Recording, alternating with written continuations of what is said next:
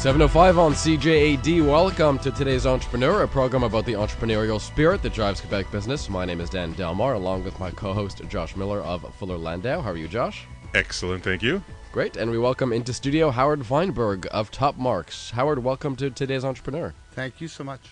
So we usually begin the show by just a very basic recap of what exactly is your business, Top Marks, and what do you do for a living? Well, Top Marks is a school uniform supplier that supplies just over 200 schools across the country. We are a domestic manufacturer. We were in business since 1986 and have stuck to the domestic manufacturing side of things, and pretty proud to say that we're to our knowledge, the largest domestic manufacturer of uniforms in Canada.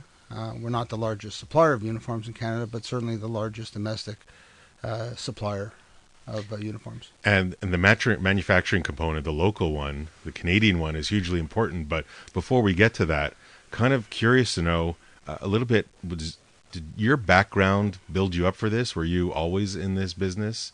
What kind of led you here? My formal education is a CA. I graduated as a CA in 1977, and I then turned to specializing in trustee and bankruptcy. I was a trustee in bankruptcy for a number of years, specializing in business turnarounds and so forth and so on. At the ripe old age of 32, I decided to get into business, and my specialty was needle trade and private label businesses and branded businesses in terms of trying to help turn them around.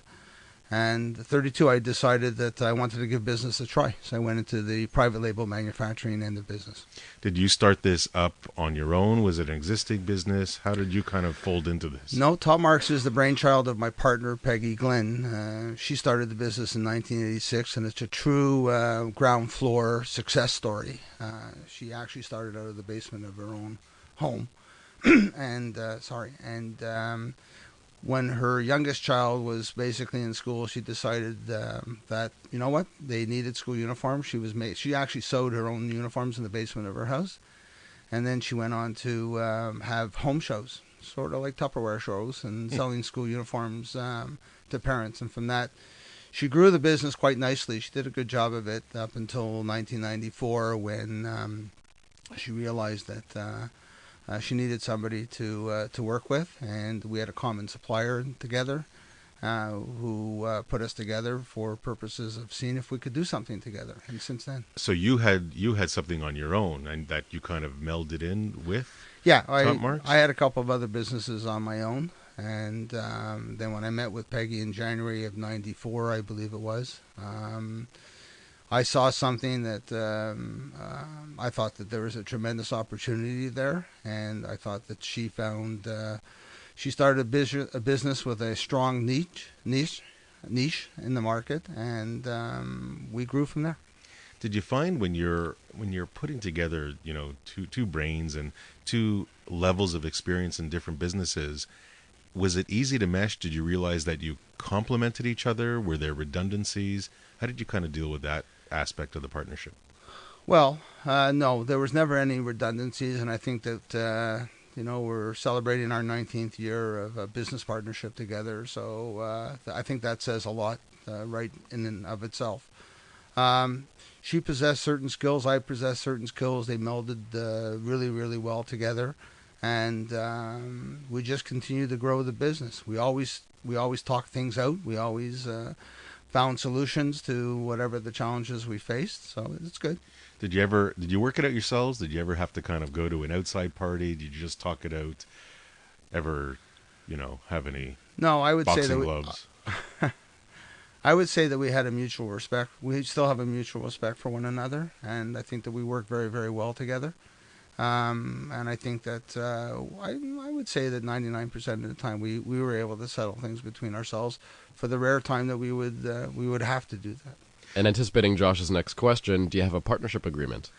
Yes, we have a partnership agreement. All businesses should have a partnership agreement. Did you have one right from the beginning? And tell me about that process.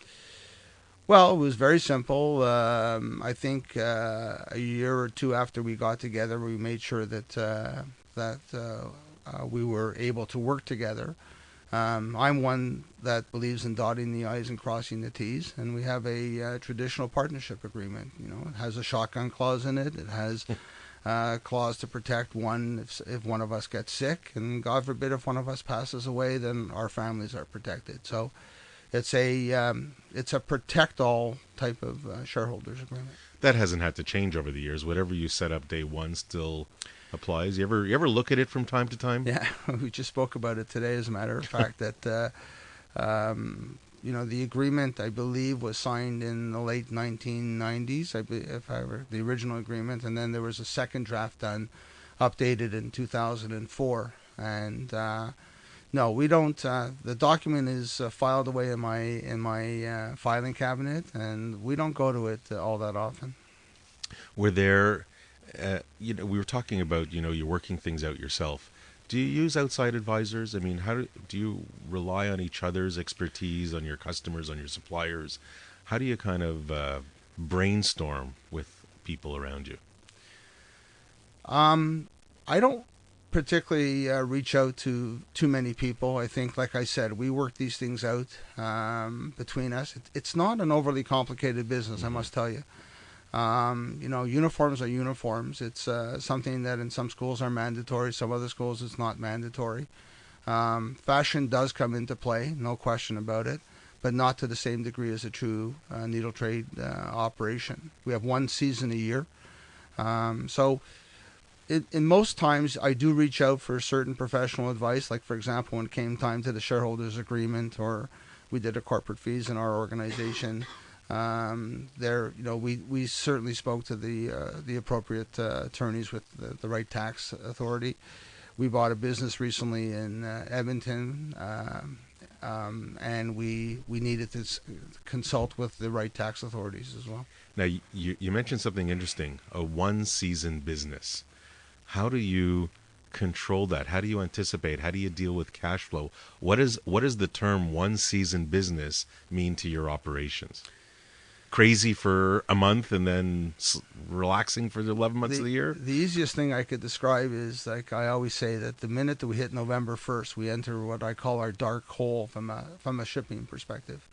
So from November 1st until March 31st, it's a 5-month dark hole. What I ship or what the company ships in that 5-month period, we could do in 1 week in August. So that doesn't mean that we're quiet and we're not busy right now, because Peggy, for example, who's in charge of managing all of our production and inventory control, is well underway with all the production planning, which basically starts in late October each year for the following year. So she's well underway with our production planning. We're well underway with signing new accounts, and so we're quite active, but not from a shipping perspective.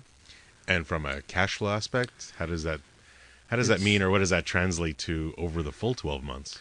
Well, there's no question that we're an ideal account for our bank.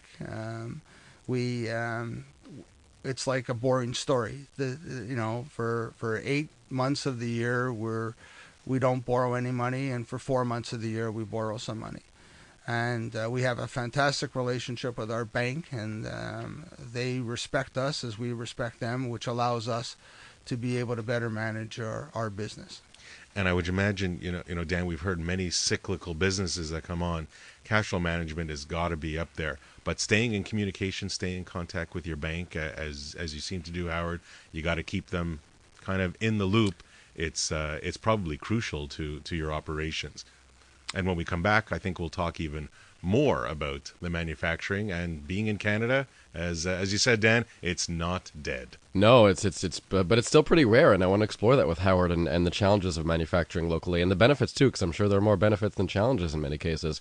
Howard Weinberg of Top Marks, our guest tonight on Today's Entrepreneur. Inspiring stories from outstanding business people, Dan Delmar and Fuller Landau's Josh Miller with you on Today's Entrepreneur. Our guest is Howard Weinberg of Top Marks. They make school uniforms and manufacture right here in Montreal, Josh. And we, certainly that is the most interesting topic that's on my mind right at this moment. As we said in the promos building up to the show, and what we mentioned before, Howard, you have decided, you and Peggy have decided that Top Marks your manufacturing process should not be overseas. It should remain here in Canada. Can you tell us about that decision, why that came about, and how you maintain it that way? Years ago, Peggy and I had a long discussion about whether or not we wanted to move our domestic manufacturing operation offshore, and even parts of it. And we thought about it long and hard, and we both decided that, our mantra was to remain made in Canada. That was very important to our clients. Whether you question what goes on in factories overseas and so forth and so on, when you deal with schools, most schools want to know that the clothing that their children that attend those schools are made, knowing that fair labor practices have been followed. And in some of our clients, many of our clients' criteria when they're considering a school uniform supplier is the fact that the garments are made by us right in Quebec. So control is a major aspect of your choice. Well, yeah, control is a major aspect of our choice. We want to be able to touch, feel, and see all of our garments right from the point that we procure the fabric to the point that we cut it, to the point that we sew it, to the point that we screen print it or embroider it, and so forth and so on. And is there a benefit of timing of inventory, like as in you don't have to wait for goods to sit on the water for a number of weeks and then on a train or sitting at a port and releasing? Does this just in time or the inventory management side help with that, with having a local manufacturer? It does to a degree, but our philosophy has always been in our business that we have to have the inventory. One of the secrets to our success is the fact that we're able to turn our orders as quickly as we do. In fact, right now, as orders come in, let's say if orders come in before 1 o'clock during the day, right across the country, they're shipped out the exact same day. So the turnaround is just amazing. So the commitment that we have to our inventory is extremely, extremely high. And as I said, we produce probably close to 400,000 garments a year. And in order to plan for a one-season business, we've got to start working on it. Fabric is worked on in June and July of the year before. Preliminary cutting plans are worked on in September and October, and final cutting plans are put into work in October, November. And I mean, I want to continue this topic of manufacturing when we come back, but there must be aspects of cost. There must be aspects of delivery and making sure that everything is truly at the quality level that you maintain, and kind of the continued discussion of where does your philosophy, your and your partner's philosophy, lie in terms of bottom line with respect to the impact of that decision. Howard Weinberg of Top Marks, our guest this evening on Today's Entrepreneur on CJAD 800. Our guest is Howard Weinberg of Top Marks, and Josh Howard makes uniforms for schools right here in Montreal, which I think is rare. I mean, I think in a similar business in 2013, I think a lot of people would take their manufacturing overseas. And manufacturing has certainly been on the decline, throughout North America, but certainly Canada over the last number of years. A little bit starting to come back, though, as people are understanding that just because there's cheap labor and cheap materials overseas doesn't end up in the right bang for the buck here in Canada. But I'm curious, and I'm going to throw back to Howard in wondering, cost must certainly enter into it. So what's the kind of thought process to decide, I'm okay to give up a little on cost, but what am I getting in return? What do I want to achieve in return? This was never the decision to remain made in Canada. Really didn't cost didn't come into play, to be perfectly honest with you. If cost came into play, then Peggy and I a long time ago would have converted, like most of our competitors have done, if not all of our competitors have converted to sourcing overseas or sourcing a good part of their product line overseas. It's not about the bottom line. It's about the relationship. It's about the ability to build strong relationships with our schools and to provide top quality garments at the same time as incredible customer service. And I'm sure you still manage a bottom line just fine. But let's hitch onto this word customer service. You deal with, I don't know how many schools. Are schools the only customer on your list?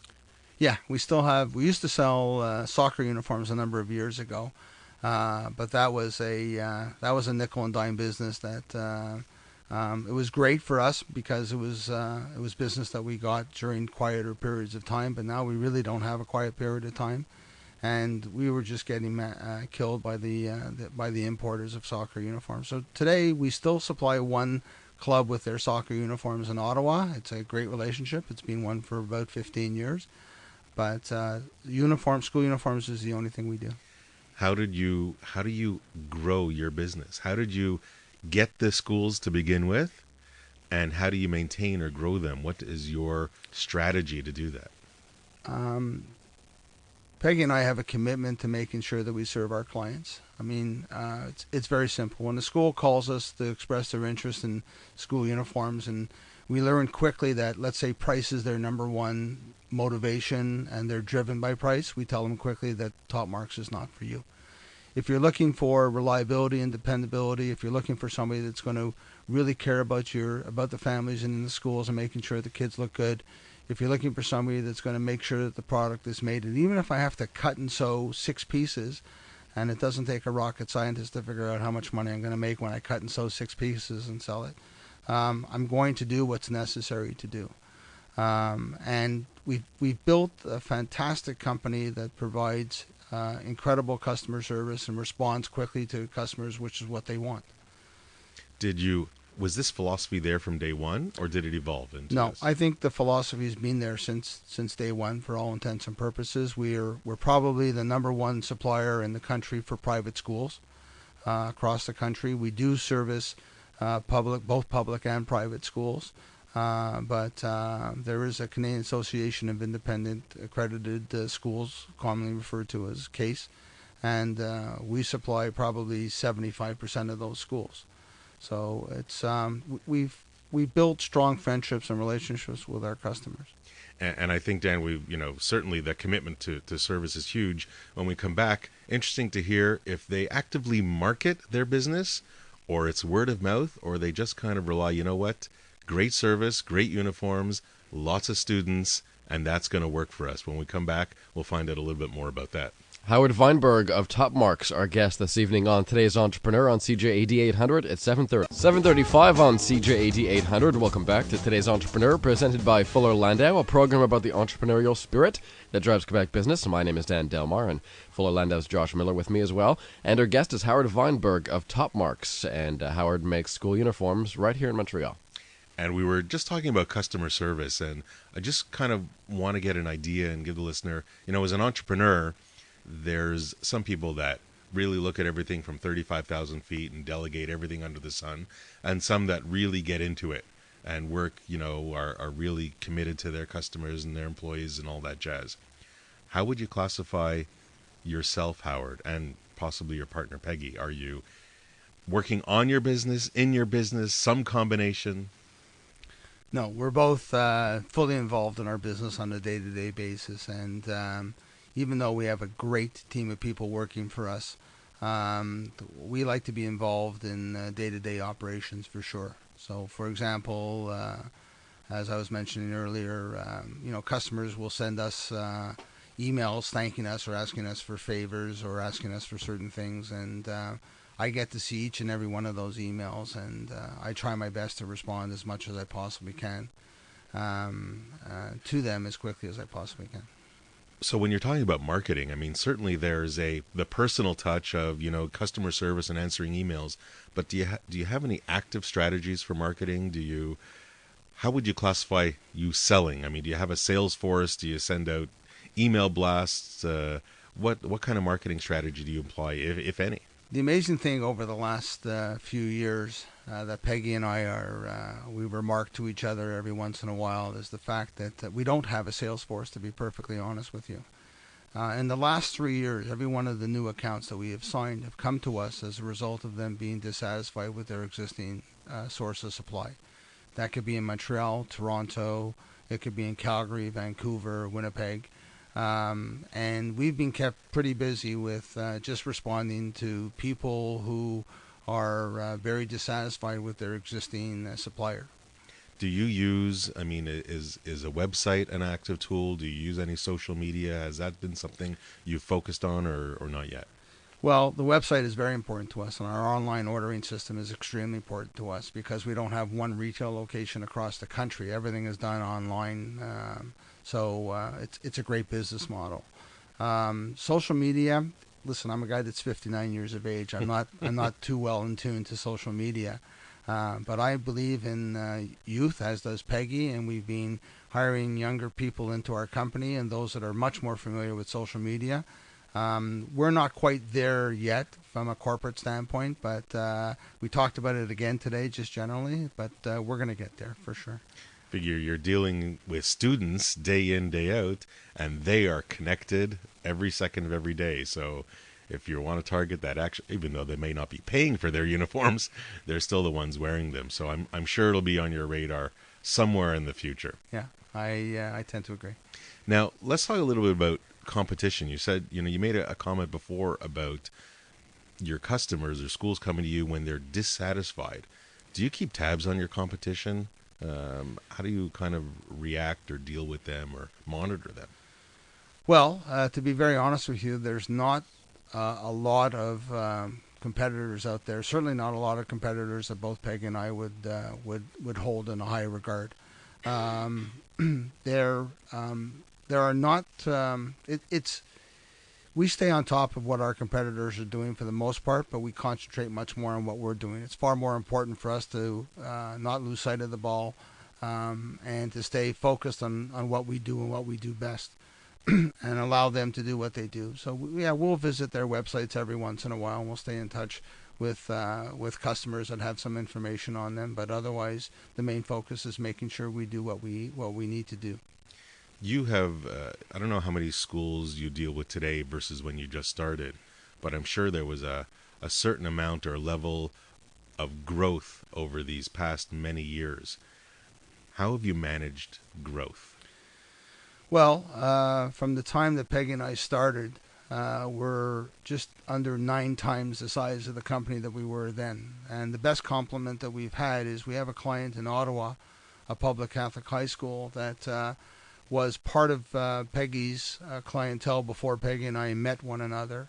And we were complimented about 2 or 3 years ago at an annual fall annual review meeting that we had with the school, when we told them that the company had grown at that time probably about 7-fold from the time that we first started with the school, and that they said that our service was only better. And our philosophy is that we must have tempered growth. We're in a high-end service business, and we must make sure that we can't take on more business than we can handle. And we need to respect our business, and we need to respect our staff in particular to make sure that we don't overwhelm them and cause a breakdown in the third or fourth week of August, which would be a disaster. So speaking of staff and human resources, have your team been with you many years, or is it something that you kind of see turning over often? And how have you dealt with finding the right people to surround you with? Well, it's a business that has a certain number of full-time employees and a business that has a lot of part-time employees. Our business is run like a family, to be perfectly honest with you. We treat our employees with respect and dignity.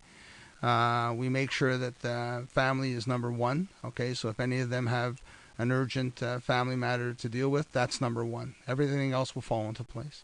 Do you include them in your decision making? Is it more of an inclusive process, a dictatorial process, if I may say, or autocratic? What's your management style with them? You know what? We listen to everything that our staff have. Every year we have what we call postmortem meetings with all of our staff, not only our staff but our clients as well. But in dealing with staff, we look at each department head to reach down to each of the people that work in their departments and to provide us with feedback that they think will make their job more efficient, that they'll become more efficient at doing their job. We hope that the vast majority of our staff come into work with a smile on their face, and I think that that's the case. Has technology or the improvements in technology help them better learn their job and service the customer? In most cases, yes. In some cases, no. It's, we have, there are employees that have been with us for 16, 17 years. And, sometimes information technology to them is a little bit more challenging than to others. But I think for the most part, the whole team pulls together and does a great job. Are you recession proof? I mean, you're dealing with uniforms, you're dealing with schools. Students still go to school every day, and the rules of the school in many cases are dress code or uniform. So are you recession proof? Are you everything proof? Are we everything proof? Let me deal with the recession part first. No, we're not recession proof. I don't think we're recession proof at all. We went through one a number of years ago, back in 2008. Part of our managing our business is that we monitor the bookings of all of our schools on a weekly basis, starting in the beginning of May and running right through to the end of October. So we get to see the total dollar value of orders on a week-by-week basis compared to previous years. And then we also get to see what our average dollar value, the average amount of money a family is spending. So back in 2008, we saw a significant drop. In certain cases, we saw a significant drop in average dollar value. Western Canada has been strong for many, many years. Eastern Canada, both in private schools and public schools, have faced some more serious challenges. But all in all, it's all good. At the end of the day, it's all good. Well, thank you very much, Howard. Dan, I'm still fascinated by the manufacturing in Canada, and I guess I'm really impressed that Howard and his partner Peggy and Top Marks have been able to do that very successfully. And we're going to bring in our partner Nick Moratis, who's going to talk about also good things from a tax perspective when you're keeping manufacturing here in Canada. And hopefully Howard has been rewarded very nicely by our government. It's 7:45 right now. 7:49 on today's Entrepreneur, inspiring stories from outstanding business people. Dan Delmar and Fuller Landau's Josh Miller with you. Howard Weinberg, our guest of Top Marks, and we now bring in Nick Moratis, tax partner at Fuller Landau. And Nick, given that Howard does his manufacturing locally, we want to get into some of the benefits that are available for people who do decide to manufacture locally. Tax breaks, perhaps? Well, sometimes that's the only benefit they see given Canada's manufacturing performance over the last decade. But there is tax credits available, and these are programs that are through the tax system. You get the money through filing your tax returns as opposed to necessarily getting a grant or a loan that would be going through another government department. In the old days, there used to be a tax credit for those companies earning manufacturing profits. That disappeared about 5-6 years ago. And now the government is looking to really provide credits where you're investing in property and equipment, where you're investing in manpower and skills. And that's where they seem to have gone. And Quebec is really taking a leadership role in that, although there is a federal program.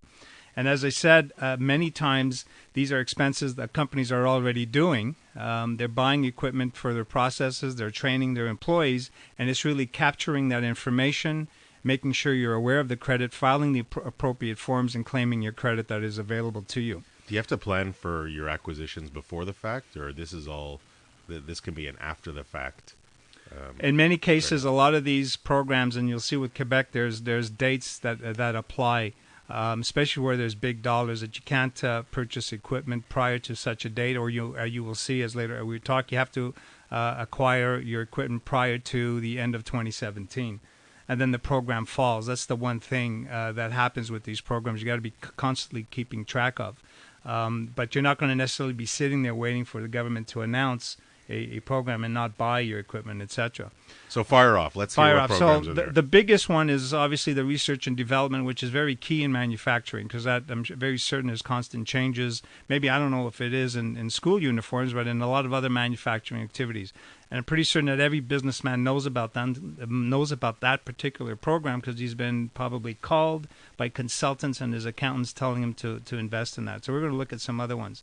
There is one, again, remember, investing in property or manpower. So the federal government has one, the Red Seals trades.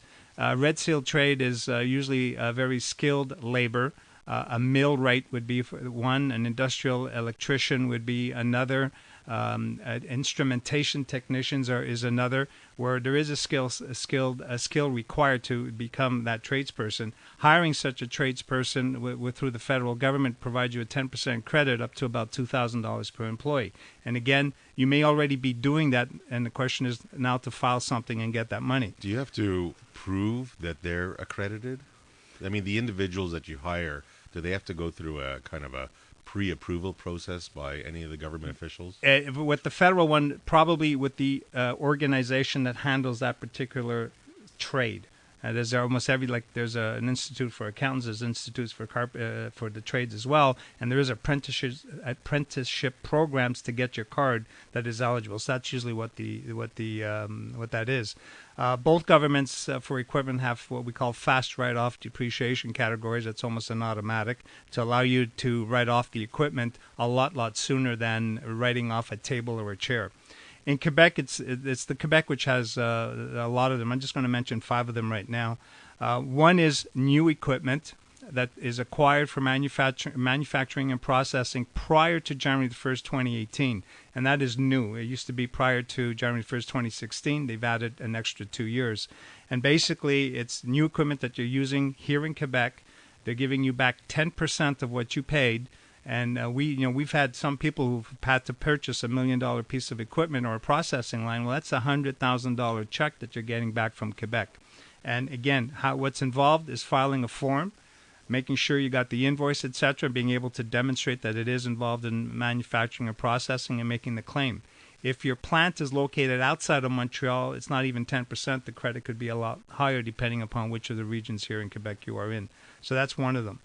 Another one is for those firms who are manufacturing goods for export. In many cases, the foreign country has its own standards that are different from ours, and you have to modify your program or your good to be eligible for that standard. So if you ever go to Europe and you're acquiring a piece of electronic equipment, a camera or anything, the standard that's there is not a North American standard. And as the world gets smaller and everybody's acquiring their equipment all over the world, depending on price and quality, that's certainly an important aspect. When we come back, we'll maybe hear about a couple of others before we get to Howard's one piece of advice for today's entrepreneur. Our guests, Howard Weinberg of Top Marks and Nick Moredas, tax partner on Full Landau, on today's Entrepreneur at 7:55. Howard Weinberg of Top Marks, our guest, and Nick Moredas here as well, tax partner at Full Landau. Howard manufactures here in Montreal, so we're talking about tax credits that are available for people who do manufacture. And Nick, you have more to add to your list? Yeah, I just, by the way, that certification credit is up to $45,000. That's good for that.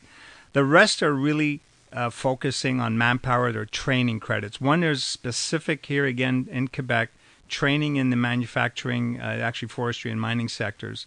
This can be, one of our clients put it in for Kaizen training, which is, I guess, a method of manufacturing, where they bring in an outside consultant. They sit down with the people involved with manufacturing. So unfortunately, office staff won't qualify. But it could be on anything that involves with new production processes, the quality control of these processes, the internal control systems. That would be a special, and it's 30%. And there isn't any maximum for that. There's other credits if you're bringing on apprenticeship, again in Quebec, again that with the government, and then there's a general credit that for design activities, etc. Right. Kaizen credit, money for when East meets West. That's a lot of fun. Yeah. Well, kudos to the government. There you go. And as we come down to our last remaining moments, we'll turn to Howard. And in his vast years of experience with Top Marks and elsewhere, not necessarily just as trustee, but more as the entrepreneur, what one piece of advice would you give to today's entrepreneur? Probably the number one piece of advice I give to anybody starting a business or in a business is to respect that business. Set your goals and set your objectives. Stay committed to those goals and stay committed to those objectives. Respect the people that work for you. Even those that are at the lowest end, and even if they're earning minimum wage. Respect your clients. More importantly, respect your suppliers and your sources, and develop good, strong relationships right across the board. It'll pay off for you in the end. And one thing's for sure. If you have one good year, it doesn't mean that every year is going to be good. So always plan and make sure that you save for a rainy day. You know, Dan, very well said. I mean, the term respect applies to many, many different areas. And the one little takeaway that I'll add to that, and I'm not going to be very popular for this next line, but money isn't everything. The bottom line, while important and helps you survive, is not necessarily the driving force behind an entrepreneur. A great byproduct if you do it right. But the driving force, hopefully, you have a little bit more behind you than that. Josh, thank you, and thanks to Howard Weinberg of Topmarks, our guest, and Nick Moretus, tax partner at Fuller Landau. Thank you all so much. Today's Entrepreneur on CJAD back in 2 weeks from tonight, and coming up, it's the news at 8 o'clock.